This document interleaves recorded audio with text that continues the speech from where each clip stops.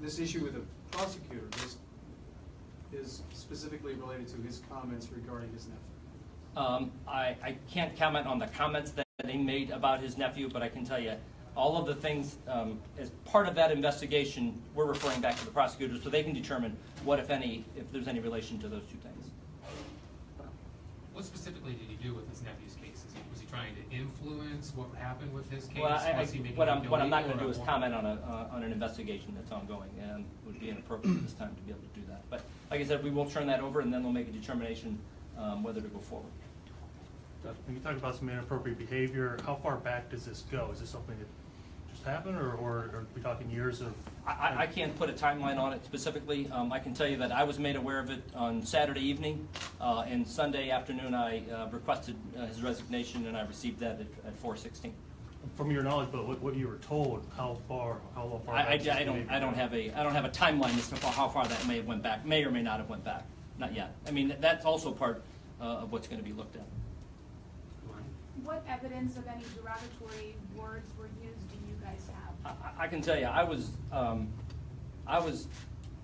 given compelling evidence of conduct unbecoming of an officer, and making derogatory remarks about fellow officers and personnel crosses a line, that's easily seen by the public, and I won't stand for it. And it was a pattern of a few things that had me request his resignation.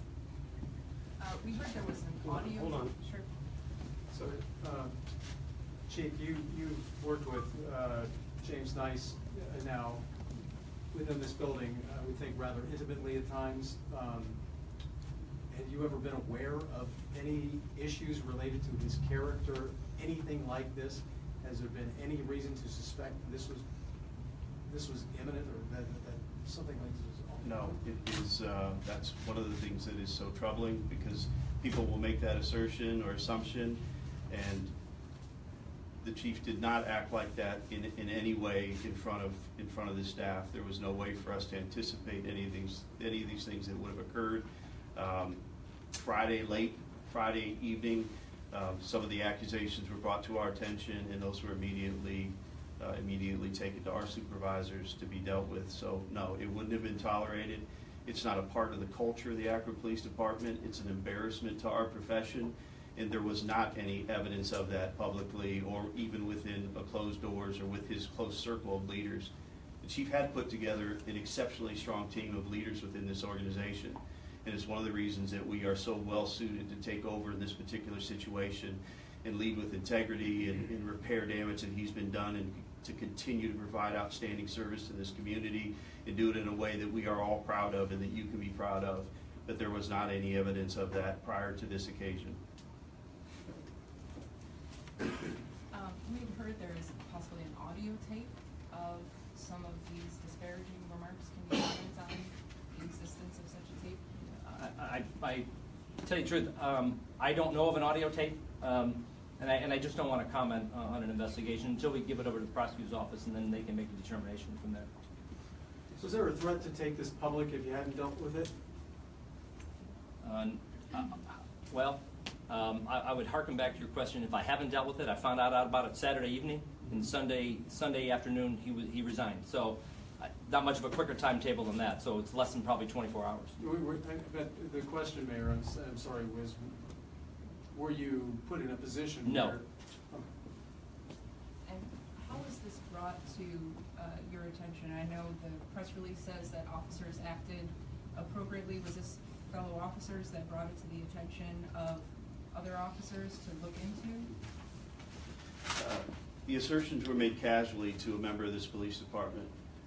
In considering the gravity of that and how significant it was and how contradictory it was to our value system, that individual brought it to my attention. And that started the succession of events that led to notifications of our supervisors, the communications that we had with the mayor's office and with other city human resources and legal. And so it was through the birth of that casual conversation, but we acted on it immediately after that happened. And can we get a time frame for the casual conversation? That would have occurred Thursday or Friday evening. One final question.